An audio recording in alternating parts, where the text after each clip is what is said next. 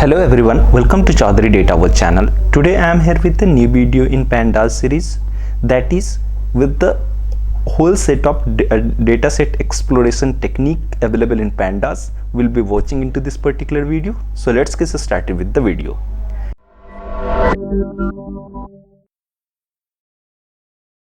Before moving ahead with this data exploration with Pandas and whatever techniques we are having, we will just get aware that where we are into our learning journey.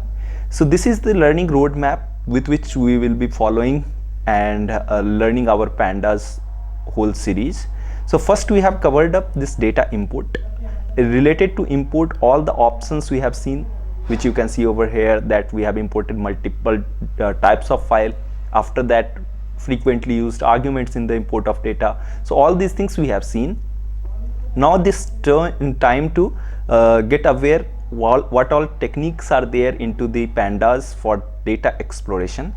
Now there is one question over here which is very frequent question if you are a beginner or if you are advanced or if you are intermediate. So any at any level if you are, definitely this question is going to hit into your mind once you will explore this data exploration by your own. You will read article, you will get into confusion that what is explanatory data analysis and what this data exploration in Pandas.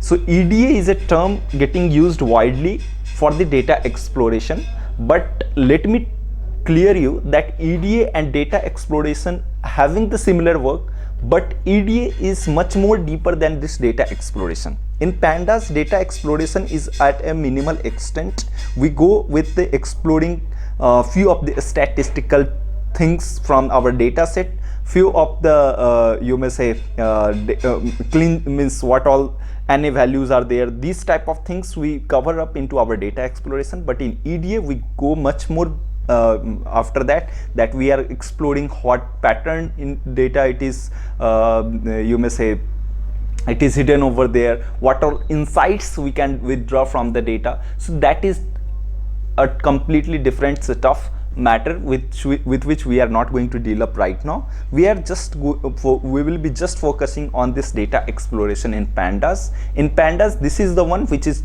getting taken care of.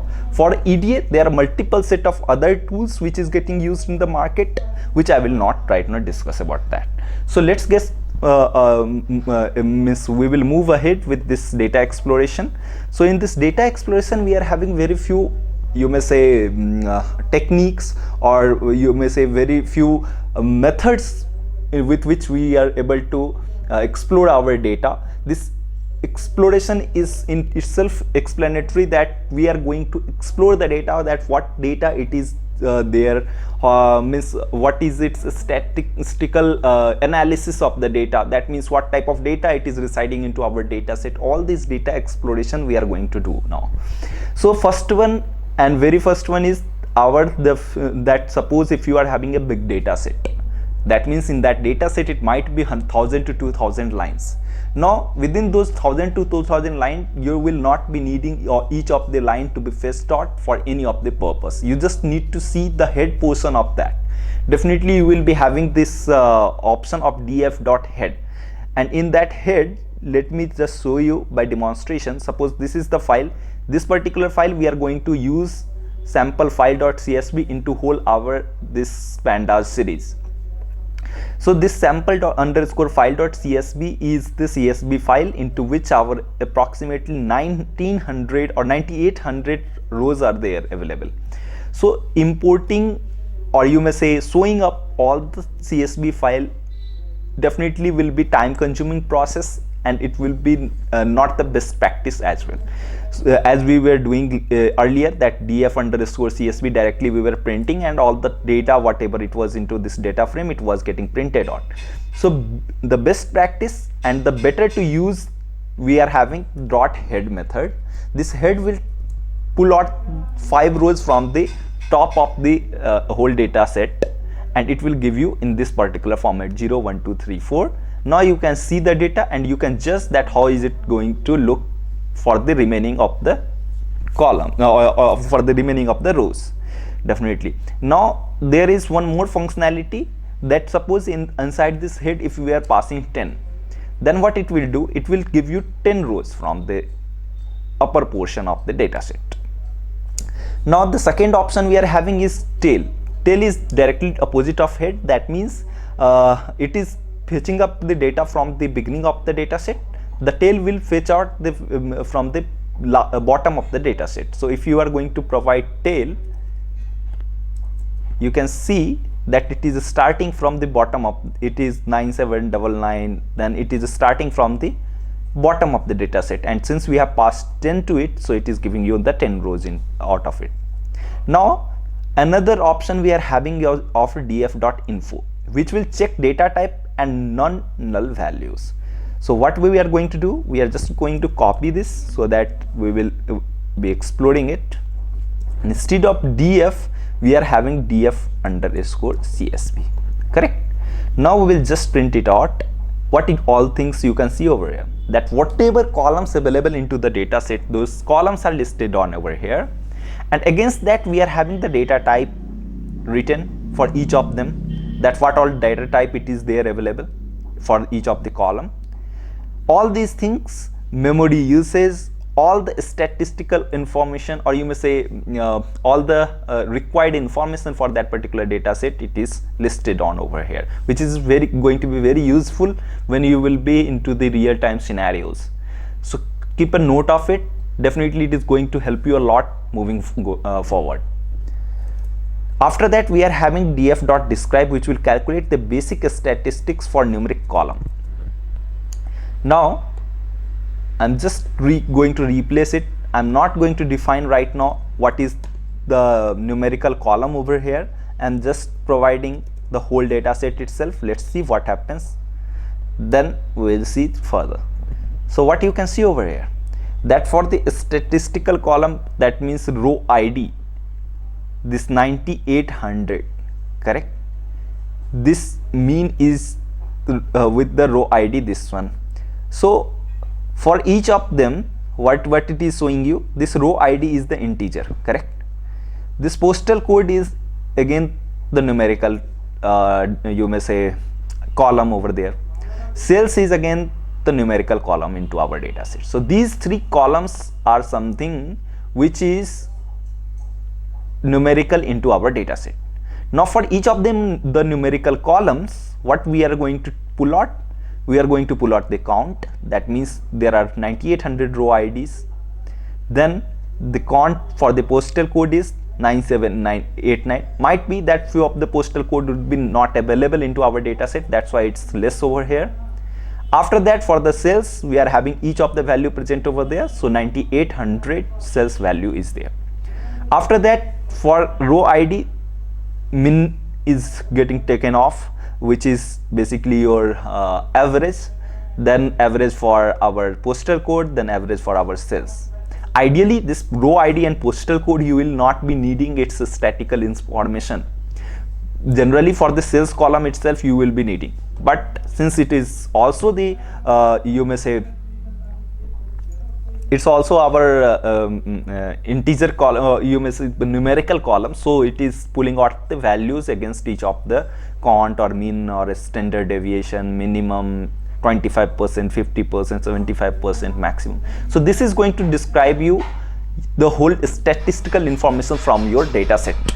Now moving ahead with another facility available into our data exploration of Pandas. So that is, we are going to check that if there is null available into our data set, and if the null is available into our data set, then how many nulls are available. So this is the common scenario which if you will be facing when you will be into your real-time scenarios. So what I will do, I will just paste this, replace this df with df_csv and just run it. What you can see over there, that inside postal code there are 11 nulls, inside row ID there is 0 nulls. So for each of the columns it is telling that it is containing null value, and what count and what you may say rows are there, how many number of rows are there which is containing null values, it is giving you into this particular format. So in this particular scenario, what we are going to judge?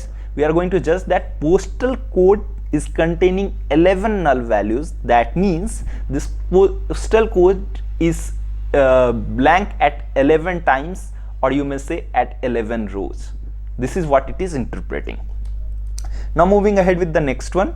Into that we are having check for the largest or smallest. Suppose for the some particular column, correct? I will just show you for the largest. Definitely you can go ahead with the smallest as well. In this largest, we will pass the column name. We will pass the column name. The column name can be, suppose, sales. Fine. Now n largest 3. So data set, what the data set is? Definitely your df_csv. Fine. This is your data set. Now if you are going to run it, it is giving you the key error, that is sales. Okay, just let me check. Let me just check what is that df_csv is containing, what the column name it is containing. It is capital SALES. Fine. Yeah. Now what you can see, since the pandas is case sensitive, it is not like our SQL that we can pass small or uppercase, any case. If you are passing into the SQL, it works there, but in pandas it will not work. It is case sensitive. So you can see that we have, from this particular data set, we have pulled out the sales table column. Among that sales column, we are having n largest 3. That means only 3 rows we are having, which we are fetching out, which is the largest rows. That means it is having the largest value. These sales value are top 3 largest sales value, you can tell, with the row ID this much, and then this much. So this is what it is telling. Similarly you can check for the smallest as well. Now moving ahead with the unique. Now what we will check, we are going to check for few of the column that what is the unique you may say values inside that particular column. So suppose this is the segment, correct? We will just copy this segment keyword, column name, we'll paste it over here. We'll try to execute it for the df_csv. Let's see what it gives you, what it is giving you. It is giving you the count. It is giving you the count that what all means how many number of unique values are present in this segment column, correct? So this is how we can and here you can see that if you will pass, instead of any unique, you will pass unique. You can see that consumer, corporate and home office are only the you may say unique values present into the segment column.